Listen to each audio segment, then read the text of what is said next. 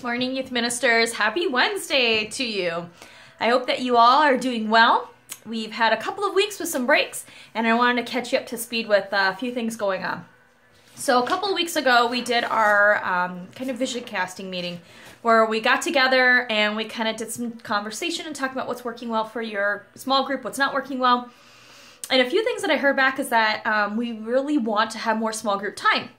And so moving forward, I think that we're going to transition, and know we're coming to the end of the year, so we're going to transition with a few more opportunities for small group, and then we're going to have some large group service and large group fun times that will be coming into play. Now, this coming up Sunday, the 23rd, we do not have a youth group plan because we have our mission trip meeting, which means majority of the kids are going to be there for the mission trip meeting anyways. And if you're running a small group and would like to do that, you certainly can.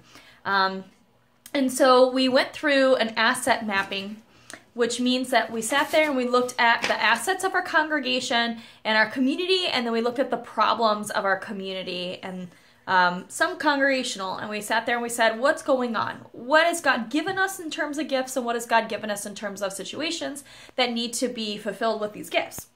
And we came up with 4 main themes that went with student ministries, and these are them. The first one is that we feel like God has really provided this opportunity for us to help give these youth something healthy to do. So we have a lot of youth in our community that just kind of roam, especially during the summer. And so we wanted these students to have something that they could do. So throughout the next week, you are asked to just simply pray. Pray that God would provide opportunities for us as a church to rise up against this problem and to fulfill that. And so here were a few assets that we felt like we have that can provide a solution or an opportunity for something healthy and another opportunity for these students to do. And they were these. We have mission trips that we do, districts, camps. We thought of Barb Thiedemann is a phenomenal person who is naturally gifted at hosting. We have crafty people in this congregation who are great at making crafts that might walk alongside some wonderful youth to create some crafts. We have, they all said a good youth pastor, so that's hard to say because I don't like to be boastful, but thank you. And also we have a building. We have a very large building, and we have a dedicated youth space that is not common in most congregations. And we are central in location according to the city. We are very close to the school. Students can simply walk here from the school, and on rainy days we can go pick them up, which is really great that we are not that far away. The second biggest issue that we saw, and these are not in order of biggest issues because each one of them I would say are equally as important. The second thing is that we saw that there are some family dynamic issues going on, poor relationships, AODA issues, which are alcohol, drug, tobacco, other product abuses, that we feel like there are some poor parenting skills going on, either because they were not parented well and so they're passing on these traits that they don't know. And so here are a few solutions that we thought are assets that we brought to the table. We have an amazing almond tree program. We have a prayer-based counseling. We have a phenomenal senior pastor, Pastor Mike. We are an equipping church. We're all about equipping people to find needs to fill these voids in their life. We have prayer warriors. Every Monday we have a prayer team that meets and just prays. So we have prayer warriors. We have a life coach that is actually a youth minister, and that's phenomenal. What a gift that we have. And we, again, have that prayer-based counseling. The third issue that we saw is that students in the community, they really have a lack of caring adults. They have a lack of mentors.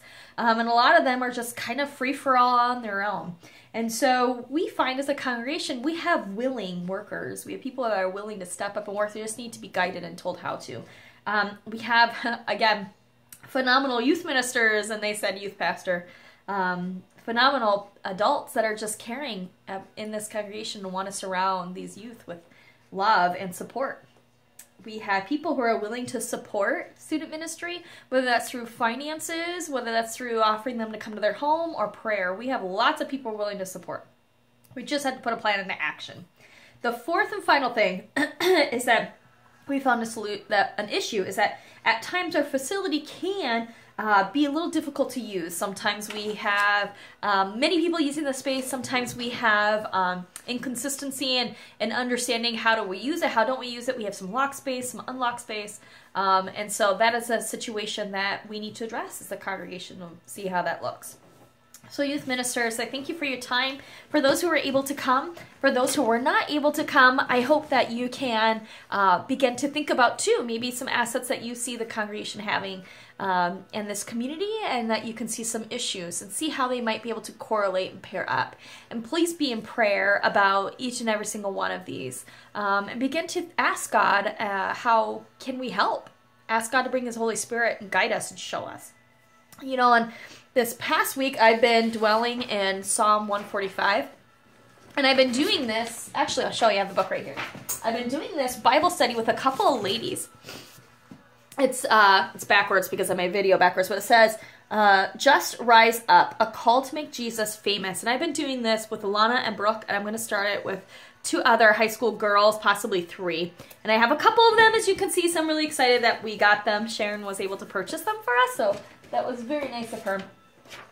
And then I've actually been working with a couple of other students on, I think it's this book. No, it's not that one. Maybe it's this one. Nope. I thought that I had the extra one, but I do not. But I've been working with a couple of other students about basic fundamentals of their faith. And so who is Jesus? What is this Jesus thing about? And really just walking with them and guiding them because they're new Christians. And so I've been doing that with Tiffany and Lindsay, and I hope to do that with Blake as well, as Terry Lynn and Brianna. And actually, Terry Lynn and I will be meeting, no, actually Brianna and I will be meeting Sunday mornings for breakfast, and I'll be walking her through that as well. So when you guys have this time that you do your small group, and what it does is it frees me up to be able to walk one-on-one with these students.